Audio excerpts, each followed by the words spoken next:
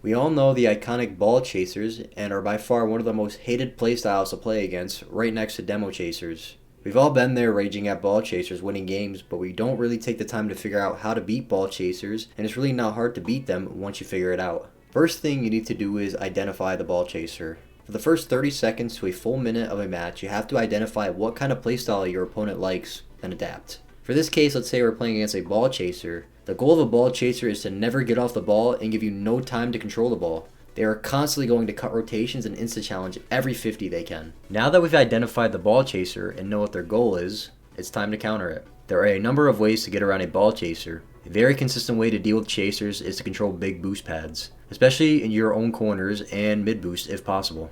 They can only chase if they have boost. These kinds of players consistently grab big boost pads and turn back into the play. It's the only way they can stay ball chasing is with boost. So what do we want to do now? Take it away from them. If you never boost starved or on zero, it's a lot harder for the opponent to choke you out on defense. Another thing to keep in mind with boost control is to keep your aerial plays or aerial challenges to a minimum. Aerial plays are risky because you take yourself out of the next play for a long time. If the chaser is able to get a good 50 or beat you to the ball in the air, it puts your team at a severe disadvantage because you're leaving your teammate in a 2v1 on defense for a long time. Try to keep your wheels on the ground as much as possible and never take yourself out of the next play.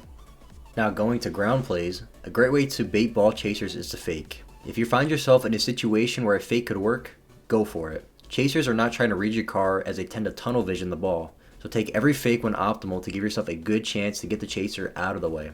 Instant flicks also work wonders against chasers because more likely than not, they're going to insta-challenge you once you have the ball. So insta-flicking the ball once you have it has a very high chance to make the chaser miss, giving you the advantage.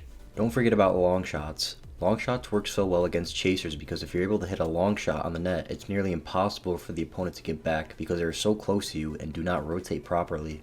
We have all raged at chasers without a doubt, but if you're able to use these techniques and keep a level head while playing against a chaser, you will definitely have a way higher chance of winning. Honestly, you would want to play against chasers more often because you will realize how free it is to play them.